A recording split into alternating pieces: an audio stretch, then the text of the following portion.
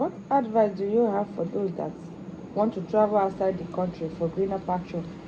Yeah, thank you. Ajụjụ gị bụ kele ndụmọdụ m nwere inye maka ndị na-eje achọ ije obodo oyibo na mba dị iche iche ka ha jee nweta ihe ọma ga-enyere ha aka n'ezinụlọ ha nke ndị mmadụ na-akpọ ibute ike.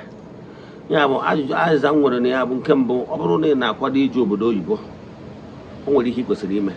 Ọ bụrụ na ị mere ihe ndị a, ọ bụrụ ije obodo oyibo wụ dị problem, I can tell you. Ọ bụrụ na ị bịa dị mba ọzọ, ma mmụọ ọtụtụ ndị mmadụ n'ogodo obodo oyibo tụrụ sọntị ihe onwe ihe ha mepụtara. Amakwa m ọtụtụ ndị ime ha bụ ndị nyegoro aka rụọ ọrụ dị iche iche, ọnọdụ ha gbanwee. So ihe na-achọ ịkọwara na ọ bụrụ ije obodo oyibo bụ isiokwu, ọ bụrụ na ịkpara na anakpa n'ọfọ mee ihe ị kwesịrị ime, aka nte yi n'onwe ndị n'obodo oyibo na-akwụgharị n'otu gị ọntiri mgbe ha bịara na data awakening, ha kpọwazie unu ka ebido ebe a haziweziere ha ọnọdụ. Mana ọ ka mma kịta ihe na-akwado ime ibido na ihe ebido ụbọchị afọ kwado ibu nkwọ. Ịkwado n'oge ọ ga-emere gị aka ị na n'oge because ị dị well prepared.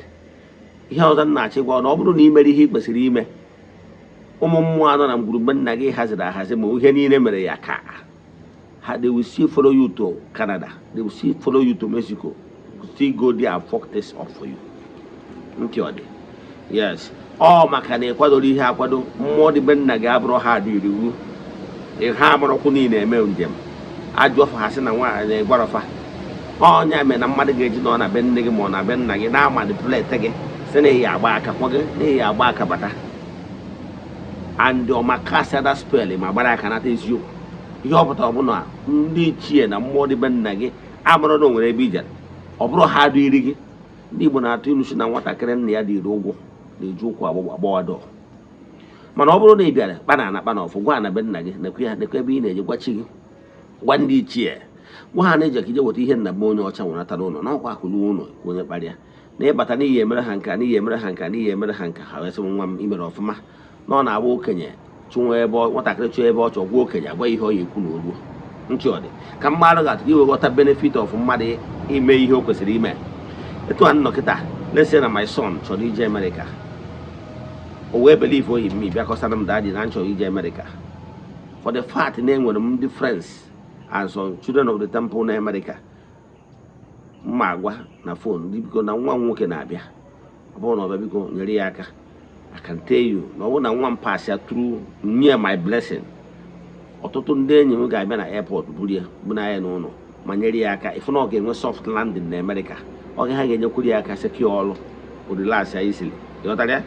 Mana ọ bụrụ na ọ gwara m o ruo ebe ahụ ọ na-akwụgharị ka nwa ose aka, o nwere ike bido na-ele ahụ na train stations na-aha ngagharị. Ọ bụghị na o nwere ike ịsosi mana chances is very slim. Mana ọ bụrụ na nwatakịrị gwa m ebe ọ na-eje akwa m ihe ọ ya ekwu na oluo. So ọ bụrụ na ọnwa nwatakịrị gwa ndị ichie ebe nna gị nekwa na ị na-eje Amerịka nekwa ihe ị na-eje ije wụta, ha wee sị nwa m gwajee na ọ ya adịrị gị mgba, ha wee gọzie gị iwe ife ha ya eme ha eje gwa ndị ichie nọ n'obodo ahụ. Agwa gị ihe na-eme na mmadụ na-eme na mmụọ, ha gwa ndị ichie n'ebe ahụ maka na mmụọ ma mmụọ ibie. Gwa ha biko our son is coming in whom we are well placed. Biko ọ bịa meghere ya akụrụ meghere na ya akụrụba dị n'obodo ụnụ ka o nweta ihe ọma dị n'obodo ụnụ weretara ụlọ na-ahịa eduri ya.